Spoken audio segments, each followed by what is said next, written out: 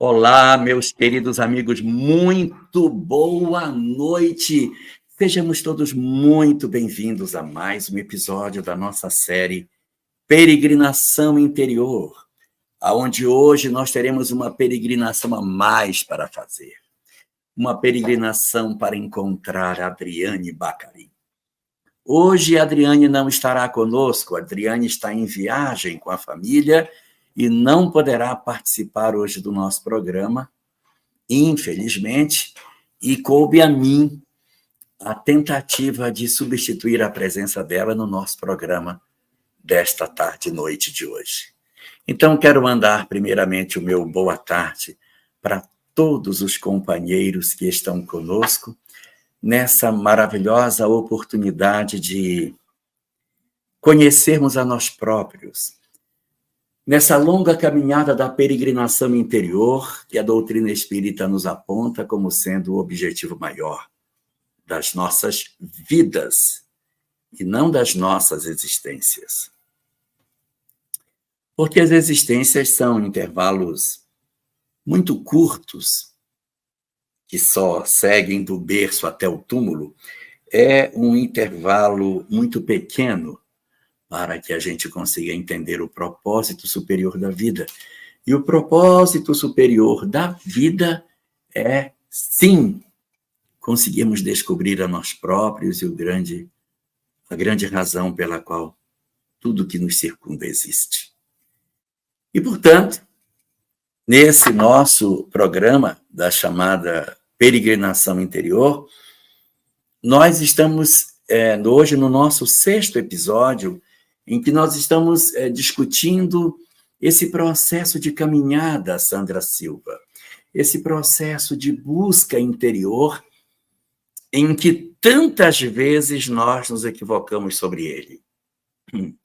Ao longo desse nosso mês que passou, nós já tivemos a oportunidade de visitar vários pensamentos que fizeram parte e ainda fazem parte da nossa construção do pensamento religioso, espiritual, da humanidade, aonde nós, em alguns momentos, nós procuramos negar a existência do espiritual, mergulhamos de maneira intensa nos prazeres que o mundo possui, nos afogamos na loucura daquilo que a vida material nos acena e encontramos, em função dessas nossas opções equivocadas, um sofrimento muito grande por parte de nós próprios, na medida em que as nossas vidas elas tentaram encontrar felicidade nas coisas materiais.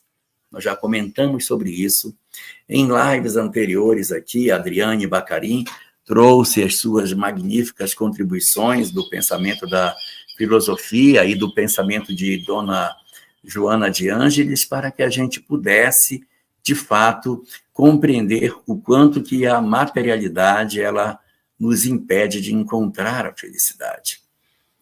Também tivemos a oportunidade de visitar outras estratégias que nós utilizamos na tentativa de encontrar frustradamente a felicidade. Um dos caminhos equivocados que fizemos foi descobrir que, na verdade, além da materialidade, nós também temos os cultos exteriores, que esse também foi um caminho de equívoco que a alma humana desenvolveu ao longo da sua história, numa tentativa frustrada de ser feliz através das expressões externas daquilo que a vida nos apresenta. E antes da gente seguir, vou responder aqui uma pergunta da Doroteia, que ela diz o seguinte: a Doroteia está perguntando se vai entrar algum estudo no lugar do Iluminação. Vai entrar algum estudo no lugar do Iluminação? Ontem tinha um anúncio, mas não entrou. Ah, pois é, Doroteia, você tem razão. Ontem houve um problema, tivemos um problema na transmissão, mas o programa está no ar. Quer dizer, no ar não, ele está acontecendo. Foi ontem que extraordinariamente ele não entrou no ar. Mas o programa que está no período da janela de férias do Iluminação é o Existência. Ele vai para os seus últimos episódios, a gente volta para a Iluminação Bloco 2, tá? Então, continua no mesmo horário, tudo certinho, não tem nenhum tipo de alteração nesse sentido. Então, o que a gente fez? A gente, nessa nossa longa caminhada, nós vimos a frustração da criatura humana se lançando nos braços do materialismo, na crença de que a matéria poderia nos oferecer toda a felicidade que a gente poderia buscar. Não deu certo. Então, nós partimos para outra coisa. Vamos nos conectar com a espiritualidade. Só que nós procuramos nos conectar com a espiritualidade através dos cultos exteriores. Foi um outro equívoco que nós cometemos. Achamos que com as práticas litúrgicas, com os rituais, com determinados cânticos, com o uso de roupas específicas, nós estaríamos, então, encontrando a verdadeira essência da vida. E muitos de nós enveredamos por esse caminho, na crença de que por ali nós também pudéssemos encontrar a chamada felicidade verdadeira, a felicidade real, a felicidade perene, a felicidade eterna. E o caminho da ritualística, o caminho das religiões dogmáticas, o caminho da crença de que as pessoas podem deter o conhecimento da verdade e os outros não têm, nos dando a sensação de que nós somos os detentores do saber e as outras criaturas não sabem absolutamente nada, que só nós é que sabemos tudo, também não nos trouxe felicidade. Também não nos trouxe por quê? Porque esse caminho que a gente acreditou que ia nos oferecer a felicidade, ele muitas vezes levou a humanidade a um processo de intolerância. Nós temos muitas histórias, principalmente no Ocidente, em que, em nome do próprio conhecimento religioso, das próprias verdades espirituais, nós nos perdemos e criamos doutrinas de intolerância, perseguição, perversidade, em nome da fé. Nós nos arvoramos em juízes das outras criaturas, estabelecemos penas como se alguém tivesse o poder de julgar outras pessoas, fazendo juízo sobre elas em nome da religião. E a gente vai ter algumas expressões religiosas do passado que tiveram esse tipo de comportamento. Um dos grandes instrumentos demonstradores de como a religião pode se apresentar dessa forma foi o próprio judaísmo.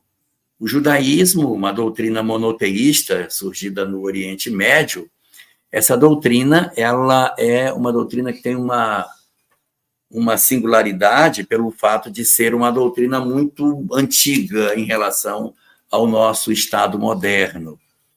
No Estado moderno em que nós vivemos, nós temos a figura do executivo, nós temos a figura do judiciário e temos a figura do legislativo. O legislativo faz a lei, o executivo executa as leis e o judiciário julga quem descumpre a lei. Essa é a base da ideia. Mas esse pensamento, ele é de repente, são os pilares do Estado moderno. Na época antiga, Montesquieu não tinha ainda escrito o Espírito das Leis, então a gente ainda não tinha essa visão, judiciário, executivo, legislativo, tinha. Então, por exemplo, na antiga Israel, todos os três poderes estavam no Templo de Jerusalém.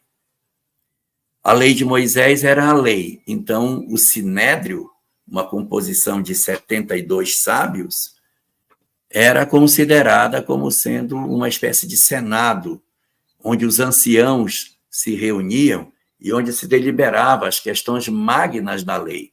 Então, ali estava o legislativo, dentro do templo, na figura do Sinédrio.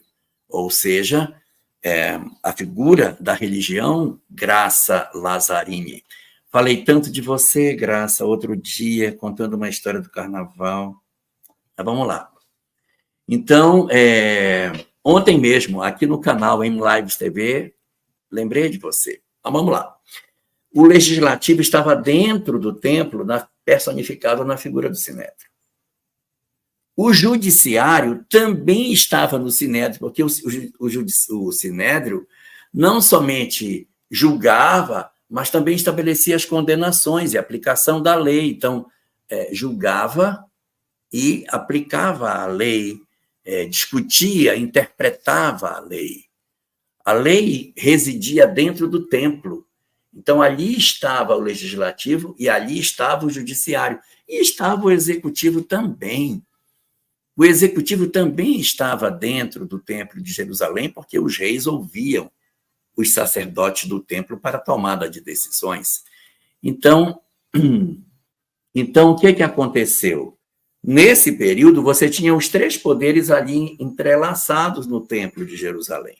Agora, no Estado moderno, isso já não existia, não fazia mais sentido a religião cobrir-se com o manto de Estado, estabelecer, não, fulano tem que ser morto, esse tem que ser queimado numa fogueira. Não, esse aqui não, esse vai ser torturado, esse vai para o calabouço, porque nós já tínhamos uma outra conformação no sentido da vida, então não cabe mais à religião o espaço de se estabelecer como juíze dos homens. Não cabe. Mas, em nome de nós procurarmos essa verdade, nós nos perdemos nesse labirinto infeliz e acabamos acreditando que sim, que era na religião dogmática que a gente encontraria a felicidade espiritual, e nessa religião dogmática, o que fizemos nós? Criamos instrumentos de perseguição, de perversidade, de torturas e de intolerâncias. Não é esse o caminho que leva o homem à felicidade. Não é. Quando nós nos arvoramos a seguir os passos do materialismo, nós não conseguimos chegar a lugar nenhum, nós somos simples andarilhos. Não existe peregrinação de andarilho. Andarilho não peregrina. Andarilho não sabe o sentido de nada. Andarilho segue ao léu, encontrando as estradas, seguindo os caminhos que ele acha que são convenientes, perdido de si mesmo, sem nenhum propósito. Um andarilho não é um peregrino. Da mesma forma, aqueles de nós que nos abraçamos com as religiões dogmáticas, que nos abraçamos com os rituais e acreditamos que é seguindo os rituais que nós iremos encontrar as verdades da vida, estamos da mesma forma equivocados, porque não será, de jeito nenhum, acreditando nas coisas que acontecem do lado de fora da criatura, que a gente vai encontrar a nossa iluminação. Mas a grande questão é, tudo bem, não é do lado de fora, é do lado de dentro. Só que quanto tempo demora, Clever? Quanto tempo demora para que a gente consiga descobrir isso? Quantas encarnações a criatura humana irá passar, Fátima Rabelo, até que a gente consiga descobrir esse caminho está errado? Esse caminho de devoção, esse caminho de obediência a uma regra diante da qual eu me curvo, não me ilumina. Quantas vezes, Margarete Cruz, quantas vezes, Marga, nós iremos encarnar e reencarnar, vestido com a capa do sacerdócio, vivendo ardentemente a fé exterior, sem conseguir fazer a mudança dentro de nós. Assim também, a criatura que se desenvolve em termos espirituais, na busca da fé dogmática, na tentativa de, através dos ritos, das exterioridades, alcançar o seu entendimento pleno da vida, também não é um peregrino. também é um andarilho. Ele pode fazer 1000 movimentações religiosas, mas ele não consegue, evidentemente,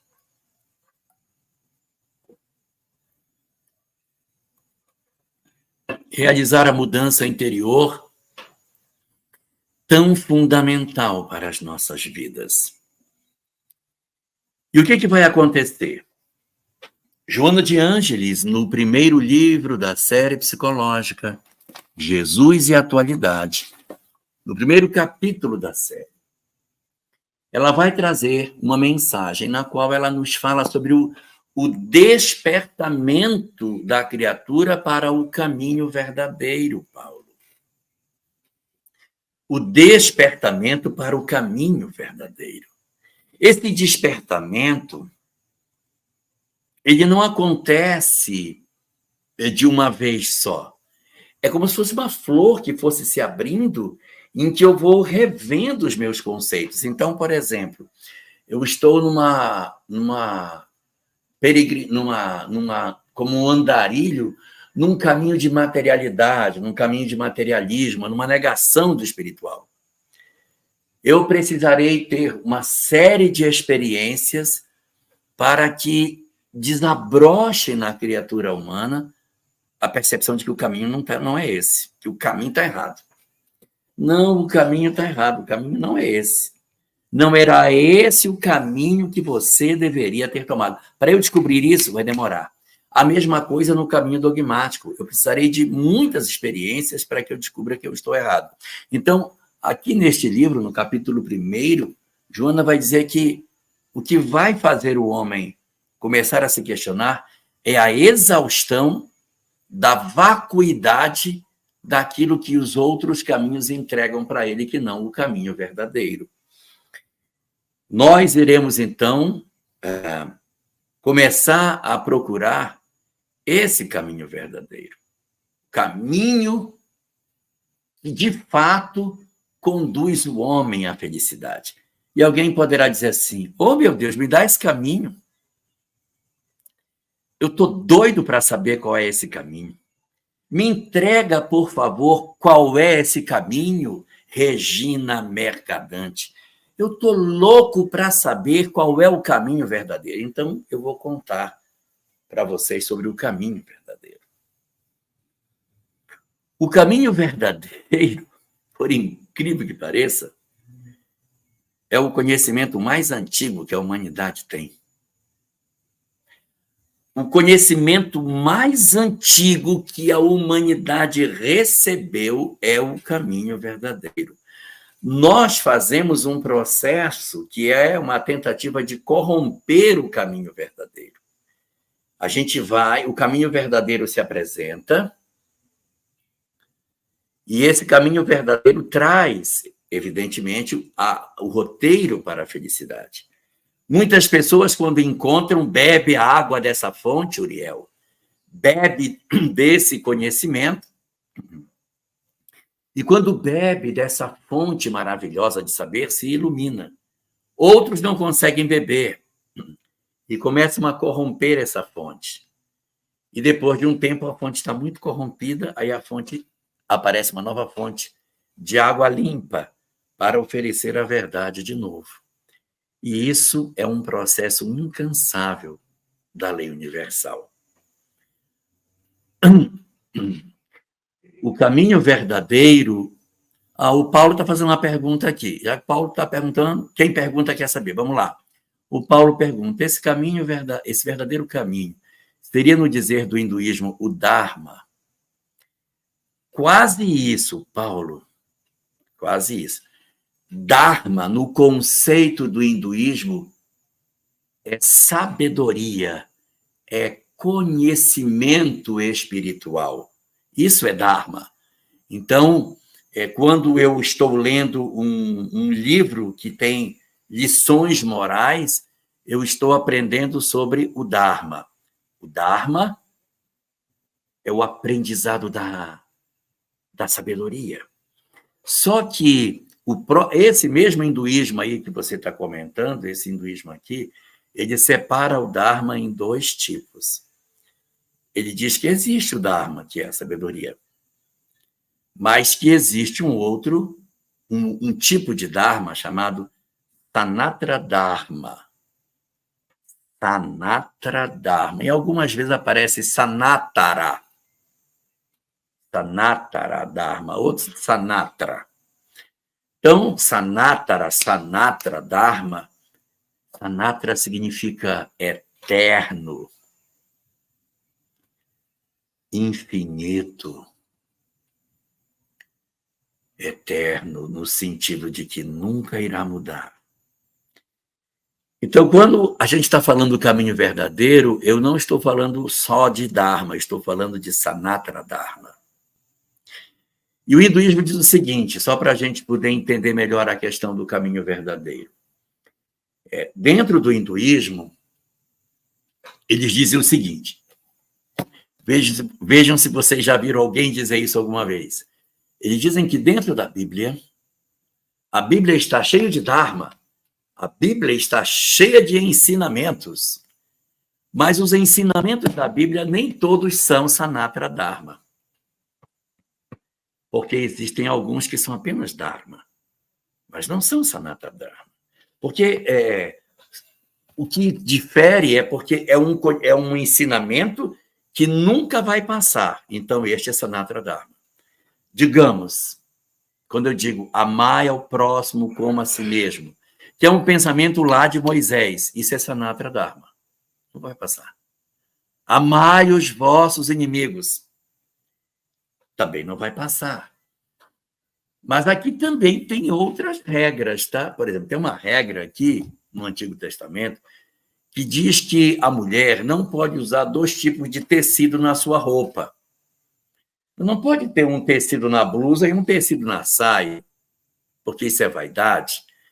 O tecido tem que ser de uma cor só é um tecido de uma qualidade só e de uma cor só. Não pode ter cores diferentes na roupa da mulher.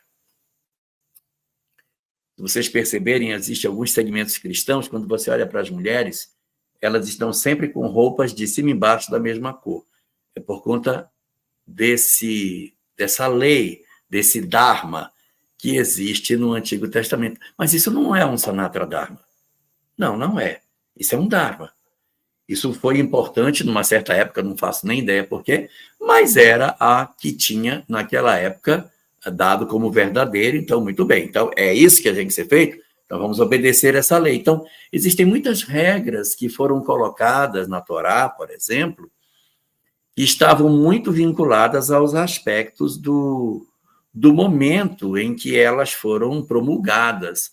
E aí você vai encontrar ensinamentos, você diz, mas isso aqui é porque nessa época tinha tal problema assim, justificando por que essa instrução, que esse Dharma foi oferecido.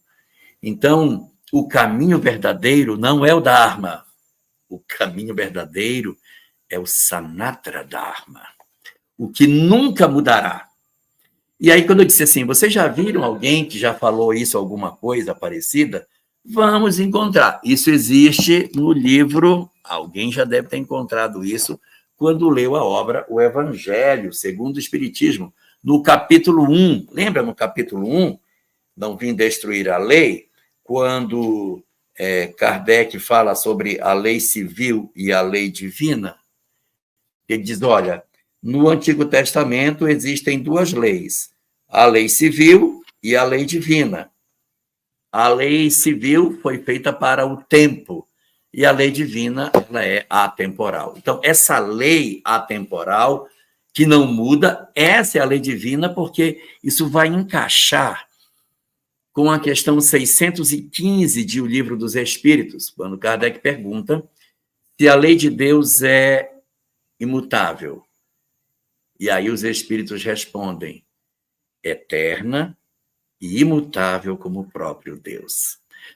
Aí a gente começa a fechar o cerco, no sentido de entender que o caminho verdadeiro é o caminho do Sanatara Dharma, do conhecimento espiritual, da verdade espiritual imorredoura, aquela que nunca muda. E o que a gente vai descobrir quando a gente começa a mergulhar nas doutrinas antigas que já existiram no planeta? Que a essência dessas mensagens é semelhante, para não dizer que ela é idêntica, porque às vezes elas trazem algumas pequenas diferenças, mas elas são extremamente parecidas. Nós vamos perceber que Kardec, quando edificou a doutrina espírita, ele não edificou com o propósito de que ela construísse o caminho verdadeiro para a iluminação. Ele simplesmente quis encontrar a coerência entre aquelas respostas, porque era um mar de perguntas e respostas, vetores para todos os lados, e quando essas várias informações eram cruzadas, via-se que era preciso dar um todo harmônico para esse conhecimento. Eu estou aqui procurando uma obra, não estou achando na minha estante. Tá aqui, achei. Existe um livro, ele já nem é mais editado, eu acho, nunca mais vi. Esse livro chama-se Espiritismo Básico, de Pedro Franco Barbosa. Então, Espiritismo Básico, Pedro Franco Barbosa, traz uma informação aqui dentro de que quando Kardec chegou naquele ambiente onde as manifestações aconteciam, ele já recebeu, na chegada, uma quantidade grande de perguntas e respostas que já haviam sido feitas, só que estavam um caos as perguntas. Então, ele vai organizar, reperguntar e estruturar aquele saber caótico que ele recebeu. Então, quando Kardec ele se aproxima desse conhecimento, ele quer só entender quem é o agente daquelas respostas e qual é a coerência que existe entre os ensinamentos que eles trazem. E na medida em que ele vai fazendo essa conexão e vai lendo e vai organizando esses saberes, ele vai chegando a um ponto no qual ele constrói um pensamento que é muito, muito interessante, porque Kardec, ao fechar o entendimento da doutrina, ele percebe o quão semelhante aquela doutrina era comparada com as outras doutrinas antigas que também falavam de coisas espirituais.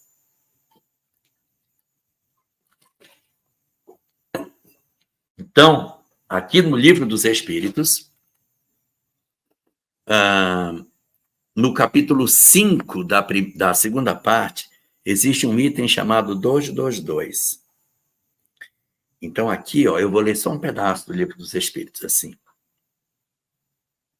O dogma da reencarnação, dizem algumas pessoas que não é novo, que foi ressuscitado de Pitágoras. Realmente Pitágoras falava da reencarnação. Pitágoras, ponto. Jamais dissemos que a doutrina espírita fosse uma invenção moderna, ou seja, o seu conteúdo, o conteúdo da doutrina espírita. Porque, por ser uma lei da natureza, o espiritismo, em seu conteúdo, há de ter existido desde a origem dos tempos. E sempre nos esforçamos em provar que se encontra sinais deles na mais remota antiguidade. O texto vai seguir nesse mesmo raciocínio, mas o que eu quero dizer é que Kardec diz: eu enxergo as verdades espíritas muito antes da doutrina espírita. O conhecimento que a doutrina espírita nos entrega é um conhecimento que realmente ele não é novo. Novo é o modelo como ele foi embalado. Novas são as estratégias para que esse conhecimento chegasse até nós. Novo foi a metodologia para a construção dessa doutrina. Por quê? Porque ela é construída a partir de um imenso quebra-cabeça que Kardec vai montar. Enquanto que as revelações anteriores, os reveladores entregavam ela pronta. Ela dizia que você quer saber, pode perguntar que eu respondo para você. Então, você ia perguntando e o revelador te trazia a informação nítida das leis universais. E isso vai estar nos vários iniciados, nos vários iluminados que passaram pela humanidade trazendo seu conhecimento, não é? Então, todos eles vão oferecer essas mesmas verdades, que é o caminho verdadeiro. O grande problema é que o caminho verdadeiro é um caminho que ele exige muitos olhos de ver. E como é tão difícil as pessoas enxergarem esse caminho, a gente prefere o caminho mais fácil, ou o caminho da ritualística, ou o caminho da negação, que nos transforma em andarilhos, que nos transforma em criaturas que vagamos pela vida, de encarnação em encarnação, paramos nas estradas, contemplamos os lugares e seguimos a nossa jornada, e daqui a pouco voltamos para o mesmo ponto, andando em círculo, cometendo as mesmas faltas, presos na roda de Sansara, presos nas nossas mandalas de conduta, ignorando o sentido mais profundo de todas as coisas. Mas quando nós começamos a nos desembaraçar dessa visão materialista que o mundo tem, abre-se para nós novas perspectivas. Uma das perspectivas que se abre é uma outra perspectiva que também não é a mais adequada para a iluminação da criatura, que é o culto exterior, em que a pessoa se torna detentor de conhecimentos espirituais e se acha que ele é realmente o salvo. Aí vocês podem dizer assim, mas essas coisas todas parecem não ter conexão com a mensagem de Jesus, parecem não ter conexão com o pensamento do Evangelho. Mas se a gente consultar o livro de Lucas, no capítulo 15, nós encontraremos ali a mais conhecida de todas as parábolas de Jesus, a parábola do filho pródigo. A parábola do filho pródigo, na verdade, são dois filhos. Um que é o materialista e o outro que é o dogmático. São os dois perdidos, os dois andarilhos da vida. Um que sai de perto da casa do pai, vagueia e aí o caminho faz ele voltar. E o segundo, que é o que nunca saiu da casa do pai, mas nunca entrou na casa dele. Mora na propriedade, mas nunca entrou na casa. É a criatura que se veste com a capa da religiosidade, mas não descobriu o caminho verdadeiro.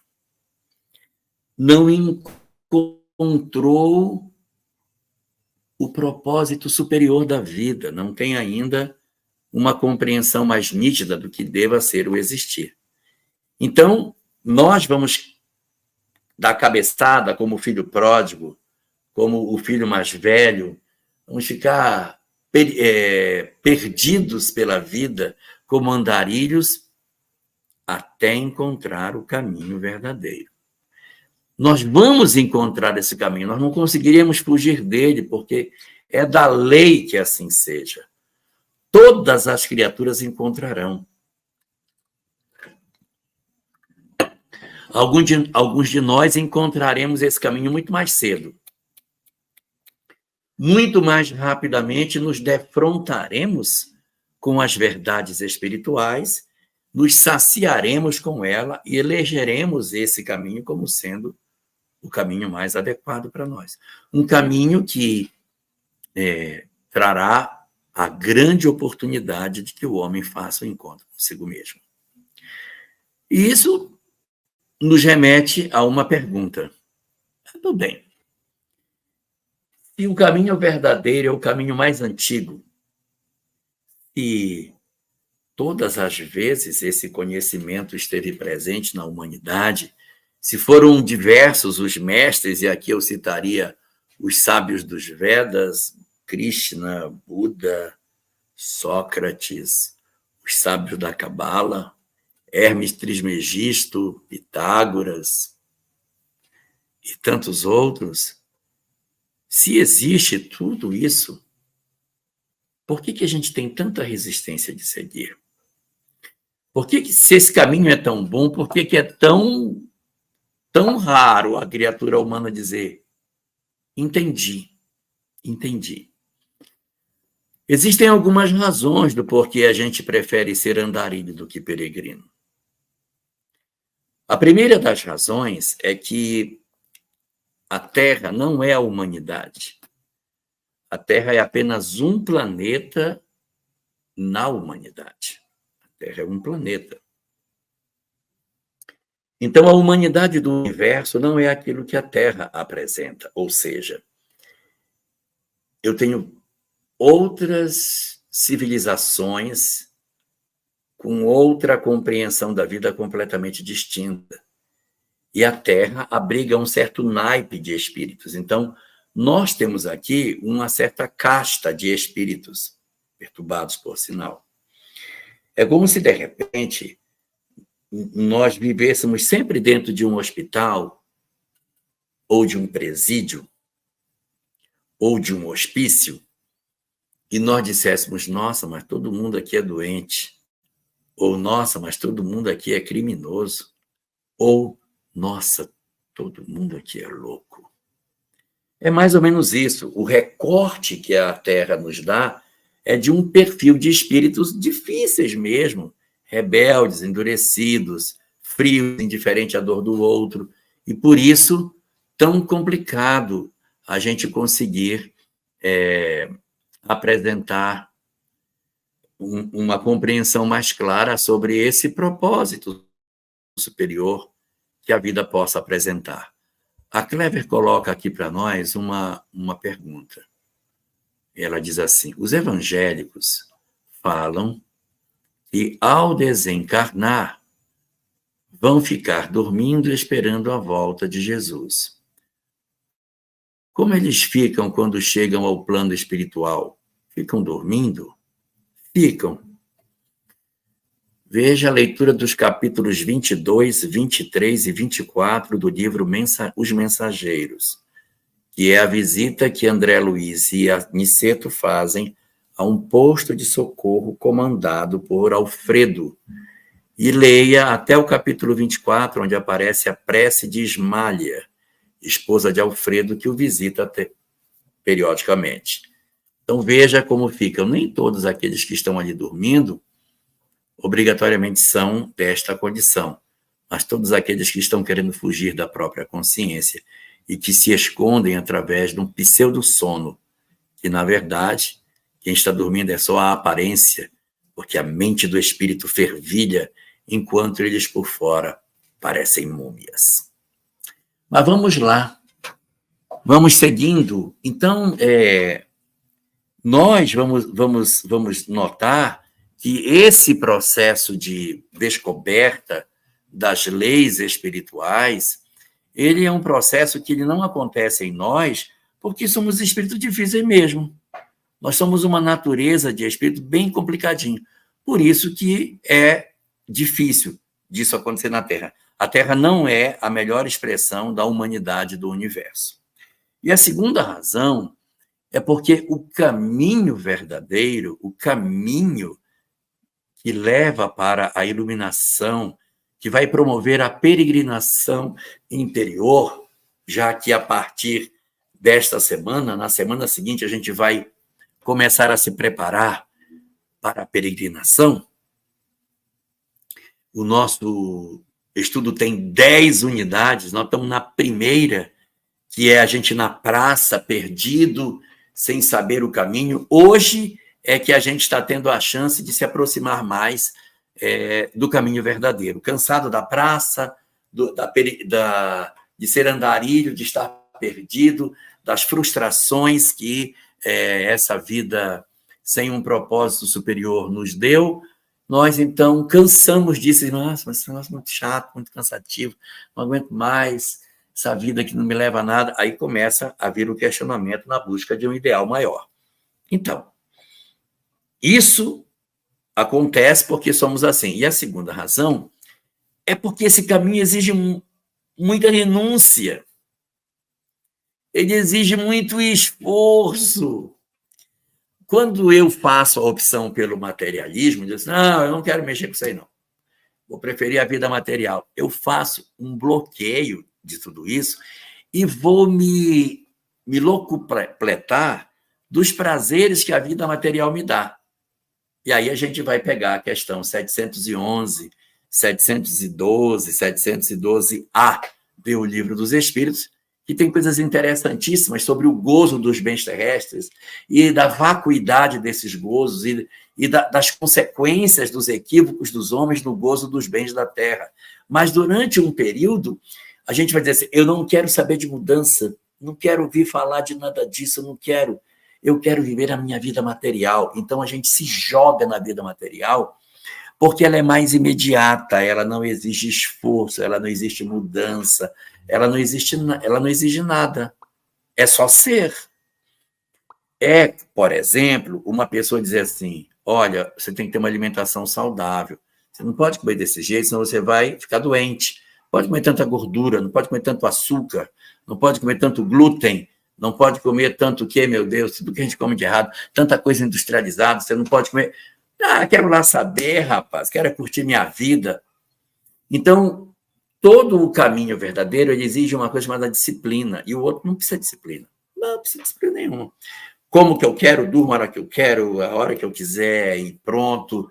Aí, quando eu fico com metade da minha idade, por exemplo, o cara já chega com uns 60 anos, que é metade do que eu tenho, quando o cara chega com uns 60, já começa a ver que, olha, eu estou com um problema no meu coração, a válvula do meu coração, vou ter que fazer cateterismo, aí eu tenho que reduzir o açúcar, eu vou ter que cortar não sei o quê, o meu fígado está isso, eu estou com gordura no fígado, o outro desenvolveu um problema, outro está com uma ancilostomíase no cérebro, um verme subiu para o cérebro dele, está comendo o cérebro da criatura. Então, aí a pessoa diz, meu Deus, eu preciso mudar, vou ter que fazer uma dieta radical. Então, é muito conveniente a indisciplina, por isso que a gente faz a opção por ser andarilho e não por ser peregrino. Quando fazemos a opção do filho mais velho, que é a opção pelo culto exterior, culto dogmático, das experiências externas, ter uma prática exterior da vida, também é fácil.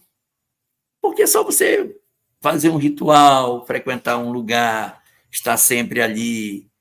Tudo bem, vai exigir mais disciplina do que o primeiro caso. O primeiro caso não tem disciplina para nada.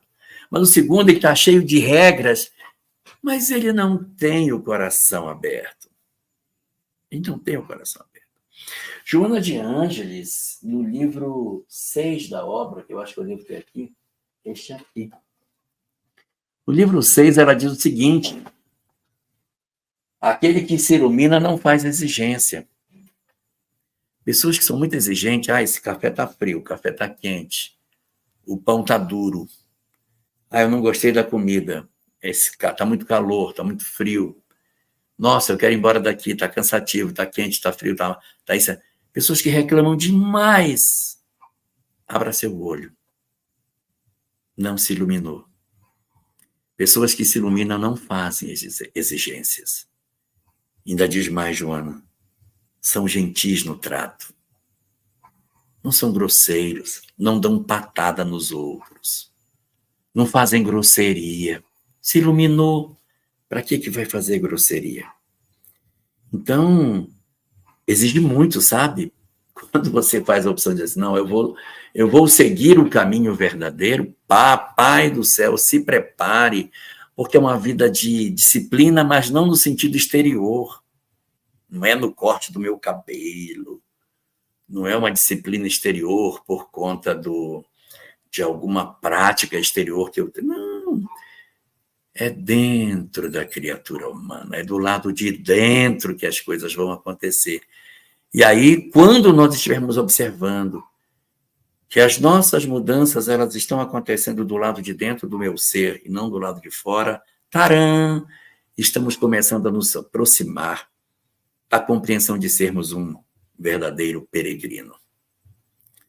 Uma tarefa que não vai ser conquistada da noite para o dia, por isso que o nome é peregrinação. Nós iremos, a partir desta nossa primeira descoberta de que existe um outro caminho, fazer uma mudança incrível nas nossas vidas. Mas é uma mudança gradual, tá? É uma mudança lenta, a gente vai se transformando passo a passo. Nós não faremos uma mudança abrupta, puf, de uma hora para outra. A gente vai peregrinar pelas outras 9 unidades que a gente tem, fazendo paradas, pousos e paradas, para que a gente possa se apropriar desses conhecimentos que a gente tem. E o que é bonito de tudo isso? O bonito é que o caminho verdadeiro não é a doutrina espírita. Alguém poderia dizer assim: o caminho verdadeiro é o espiritismo. Não é. O caminho verdadeiro é o Sanatra Dharma. O caminho verdadeiro é o caminho verdadeiro. É a verdade espiritual. E a verdade espiritual existe um Deus que controla o universo inteiro. Não há vários deuses. Um Deus só, eterno, que controla todas as coisas, que age a um só tempo com justiça e bondade, que criou tudo quanto existe. Tudo é obra desse único Deus, que criou os seres imortais, que são os espíritos, para que esses espíritos evoluam pela experiência até alcançarem a perfeição. Esses espíritos encarnam temporariamente em corpos de carne, para exemplificarem aquilo que aprenderam, para poderem mostrar se conseguiram vencer suas imperfeições morais. Esse é o foco. Vai nos falar da lei de causa e efeito, a lei do karma, a lei de causa e efeito, a lei da regra de Sansara. Não importa o nome que se dê, é esse que é o sentido. A lei é universal, gente. Não importa se essa notícia veio pela boca de Cristo, ou se eu aprendi isso na Cabala. O que importa é que esse é o caminho verdadeiro. Vai falar não só da lei de causa e efeito, mas vai falar da reencarnação, que é uma chave de todos os mistérios do entendimento das aparentes injustiças. Nós vamos aprender, nesse conhecimento do caminho verdadeiro, o mecanismo das reencarnações, a forma como as criaturas humanas interagem e como elas promovem entre si esse majestoso processo de crescimento interior, com a busca incessante de uns em relação aos outros. Vai falar sobre não somente a sobrevivência dos espíritos, mas sobre a comunicabilidade deles. Sim, todas as doutrinas que falam do caminho verdadeiro, todas as doutrinas que comentam sobre esse Sanatra Dharma, falam da mediunidade, falam que os espíritos se comunicam com os homens, falam da evolução, meu Deus, falam da migração planetária. Isso é impressionante. Como que um conhecimento tão robusto é o mesmo em vários lugares, porque tem uma mão invisível que conduz todas essas doutrinas. O Consolador prometido é o caminho verdadeiro, é o Sanatra Dharma. São as verdades espíritas. Todas essas coisas que eu falei, elas estão como base, são princípios espíritas. Mas elas são também princípios de muitas outras doutrinas. O que verdadeiramente liberta a criatura humana não é o conhecer especificamente o livro dos espíritos, mas pode ser eu conhecer essa mesma verdade, por exemplo, pelo Bhagavad Gita, por que não? O caminho da iluminação interior, ele não tem uma única bússola. Eu posso encontrar isso por diversos mestres. Isso é que é bonito. Essa talvez seja a coisa mais bonita do caminho verdadeiro. É que uma vez que eu me disponha a encontrar, eu posso eleger o mestre que eu quiser. Eu posso encontrar esse caminho pelo Buda, pelo Krishna, pela doutrina espírita. Eu posso encontrar isso estudando a obra de Hermes, estudando a filosofia de Sócrates, me aproximando do conceito da escola pitagórica. eu tenho muitos instrutores. A doutrina espírita, em particular, tem um diferencial. Porque a doutrina espírita é a única de todas essas, e eu não estou puxando a sardinha para o lado do espiritismo, mas é de todas essas que tem mais robustez científica. As outras trazem as verdades, mas elas não dissecam a verdade. O conhecimento está todo envelopado numa síntese tão grande que às vezes nos torna difícil entender o que elas trazem. Mas a doutrina espírita, ela vai abrir e detalhar. Imagina o Livro dos Espíritos com esse monte de pergunta e resposta. É só você comparar o Livro dos Espíritos, com a grossura que ele tem de pergunta e resposta, com as perguntas e respostas do Bhagavad Gita. Olha a diferença. Olha o pensamento de Krishna, tamanhinho que é, 95 páginas, e o Livro dos Espíritos aqui. Então, você tem uma amplidão, uma amplitude de discussões, de conhecimentos e de atualidade científica que as outras doutrinas não entregam.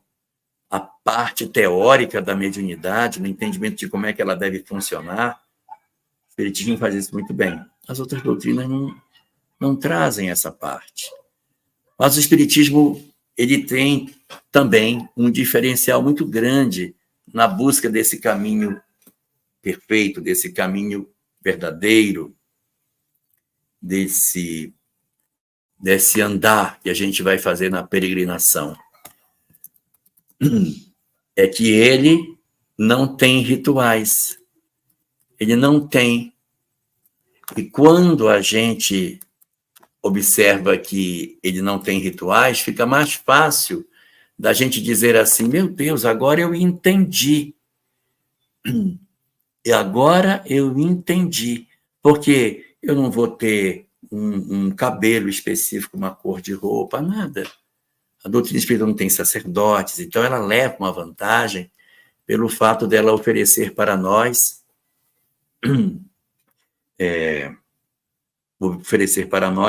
esses conhecimentos assim extraordinários.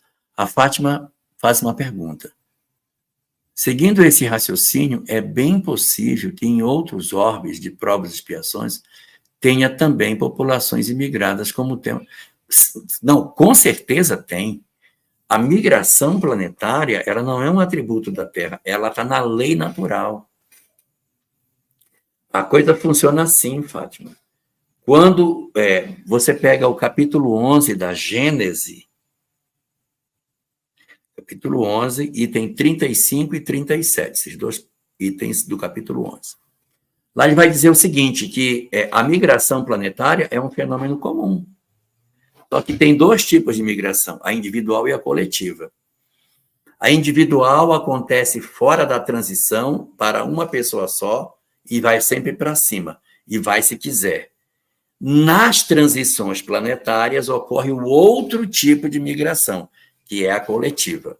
A coletiva vai sempre para baixo, não é facultativa, ela é compulsória, e além de tudo isso, ela é feita de maneira que o mundo que está em transição entra nessa migração coletiva. Saiu do período de transição, não tem. Então, quando acontece o período das transições planetárias, ocorre um rearrumar das casas. Quem está com o planeta em provas e expiações? Quem quer migrar? Aí as casas se arrumam. Nesse período ocorre uma arrumação entre os planetas. Os orbes fazem essas arrumações, mas isso acontece só na janela das transições. E aí tem uma segunda pergunta da Fátima aqui, que é assim, a verdade de Jesus é a prática da lei natural, então o código do Cristo é lei galáctica. Sim, o código é o código universal, por isso que os hinduístas chamam de Sanatana Dharma, porque isso é do universo inteiro. Nós fomos instruídos no conhecimento do universo. E olha como é lindo isso, pelo fato de que esse conhecimento ele veio lá atrás. E os caras vêm repetindo isso, Fátima, sabe? Essa doutrina vem sendo repetida. por bocas diferentes, mas a informação é sempre a mesma. Então, esse código que a gente recebeu aqui na Terra, esse código é um código universal, nem galáctico ele é, porque senão em outra galáxia seria outro, negativo. É o código universal. É o código universal. E eu ainda vou contar mais para vocês. Não quero escandalizar ninguém com o que eu vou dizer, mas dentro do pensamento do hinduísmo, estou falando de hinduísmo, não estou falando de espiritismo, dentro do pensamento do hinduísmo existe um conceito que eles utilizam lá, que é um conceito relacionado com a ideia de um governador planetário. Tem um nome para isso, eles chamam de Narayama. O que é o Narayama? É um espírito que tem uma evolução absurda e recebeu a missão de tomar conta do planeta. É o Narayama. O conceito de governador planetário existe na doutrina espírita. O que vocês querem mais? O que vocês querem mais? Nós não falamos do Cristo planetário, do nosso Cristo planetário? Eles também falam, o planeta possui um espírito que é o responsável pelos nossos destinos, que foi designado pelo colegiado muito maior. Eles também têm a ideia de que existe um conselho que escolheu o Narayama do nosso planeta. Gente, é tudo a mesma coisa, é tudo igual. Esse é o caminho verdadeiro. O nosso grande problema é que a gente tem dificuldade de enxergar isso e de fazer verdadeiramente a compreensão mais exata das verdades espirituais. E a gente fica se perdendo nos bequinhos e não enxerga o sentido gigantesco que as verdades espirituais, que as verdades espíritas possuem, porque elas estão conectadas. Eu diria, Fátima, para ficar mais claro o que eu quero dizer, que é como se fosse um colar de pérolas, onde esse colar tem Krishna, Buda, cada pérola, Krishna, Buda, Sócrates, é uma pedrinha do colar. E o fio do colar é a lei que atravessa todos eles. E essa lei é a vontade do Criador. Então, esse colar, nós temos essa lei nos foi entregue, nós temos esse conhecimento para todos nós. O Henrique está fazendo uma pergunta aqui. E como é que acabaram desvirtuando o espiritismo para espiritismo de mesa branca, de linha de direita, de linha de esquerda, kardecismo, fizeram tipo um espiritismo à moda da casa? Mas o que é isso? É que a gente não entendeu o espiritismo como uma mensagem transcendente. Nós não entendemos o espiritismo com a conexão que ele tem com as outras doutrinas antigas. Tem muita gente que acha que o espiritismo trouxe coisa que nunca ninguém falou. Isso não é verdade. É lógico que com o cientificismo que o espiritismo tem, ninguém nunca entregou. Com o cálculo científico, não. Nós realmente temos uma doutrina que ela é incrível nesse sentido, porque ela traz uma substância técnica muito boa, né? A doutrina espiritual, se a ciência pensa assim, a gente segue a ciência. Mas houve um período em que o espiritismo teve muito um aspecto de culto exterior, né? Fora. Então, você tem que ir para o centro espírita, você tem que participar da reunião. Então, é para fora e não é para dentro, é para fora e não é para dentro. Ainda não é caminho verdadeiro, ainda não é peregrinação, ainda o andarilho, ainda é o filho mais velho, que mora na casa do pai, Henrique, mas não entendeu o sentido superior daquilo que o espiritismo seja. Por isso tem todas essas coisas que você comentou. E a Fátima, então, volta dizendo, a disciplina é observada em todas essas verdades. A disciplina interior. Disciplina interior. Não é a disciplina exterior de dizer assim, não, você vai ter que fazer a reverência para esse lado, para aquele lado. Não. Interior. A disciplina é observada em todas essas verdades. Como Emmanuel disse, a disciplina antecede a espontaneidade. Sim, é o esforço da mudança.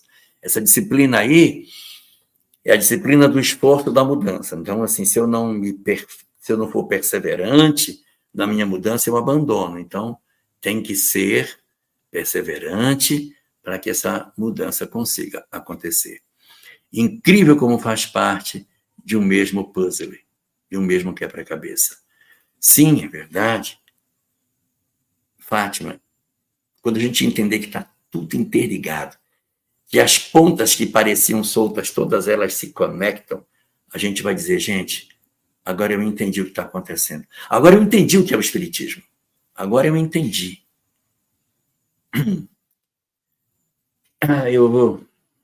Eu nem ia falar isso, mas eu vou falar.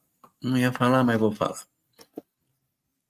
O Krishna diz, no canto 3º, Bhagavad Gita, outra tradução, português. Bhagavad Gita, no canto 3º, versículos 7 e 8. Canto 3º, versículos 7 e 8. Não é o 3º, é o 4º. No 4º,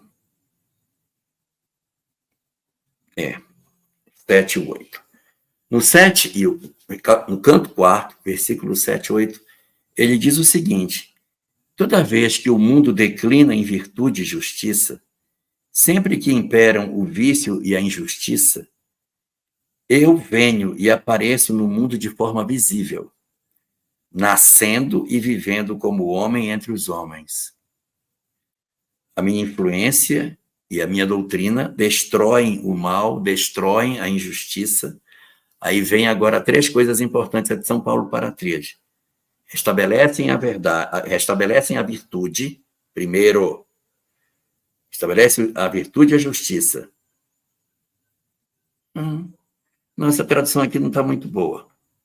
Vou pegar uma tradução, pegar do Esperanto aqui. Bom, mas ele diz o seguinte, que quando acontece que o materialismo vence o espiritualismo e as coisas parecem já não ser como antes, ele diz que ele vem, está aqui, para defender os bons, destruir os maus e firmar a justiça.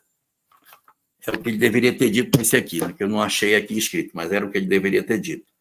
Eu venho para defender os bons, destruir os maus e restabelecer a justiça. Então, perdido aqui no número, não sabia que eu ia mostrar isso para vocês. Apareço, a minha influência destrói o mal, restabelece a virtude e a justiça. Mas aqui está nessa tradução, no outro diz para proteger os bons, destruir os maus, restabelecer a justiça. Eu quero ler aqui no Evangelho segundo o Espiritismo, no primeiro parágrafo do prefácio. Os Espíritos do Senhor, que são as virtudes do céu, tarará, que são meu movimento como estrelas cadentes, tal. Aí o segundo parágrafo diz, eu vos digo em verdade, são chegados os tempos em que todas as coisas devem ser restabelecidas no seu sentido verdadeiro. Se tem que restabelecer porque elas estavam corrompidas. Parece com a justificativa do Cristo, né?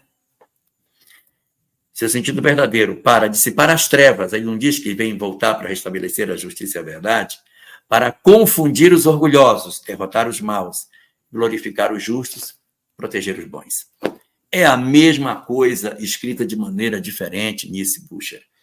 Está tudo interligado, gente. Está tudo interligado. Então, a descoberta do caminho verdadeiro é a descoberta de que nós precisamos fazer uma caminhada para dentro de nós. Nós vamos pegar, na próxima semana, dar uma investigada nesse caminho verdadeiro, uma proposta de como é que é esse caminho verdadeiro, lendo o pensamento que o Buda nos traz sobre o caminho verdadeiro. Tá bom? Nós vamos ficando por aqui. Agradeço a presença de todos nessa live solitária, sem a Adriane Bacarin aqui para trazer suas excelentes contribuições da psicologia. E na semana que vem a gente volta a se encontrar. Já na segunda unidade do nosso programa. Já começando a se preparar para as primeiras movimentações na direção da peregrinação interior. Hoje, a gente descobriu que existe um caminho verdadeiro, que o materialismo não me trouxe felicidade, que o dogmatismo também não me trouxe. Nem o filho pródigo e nem o filho egoísta são caminhos para a iluminação. O caminho é quando eu descubro a verdade, é o filho pródigo quando volta, ou o filho mais velho quando decide entrar na casa de seu pai. Aguardamos a todos na próxima terça-feira, para que a gente possa dar mais um passo nessa grande jornada da peregrinação interior. Uma boa noite para todos nós. Que Deus nos abençoe.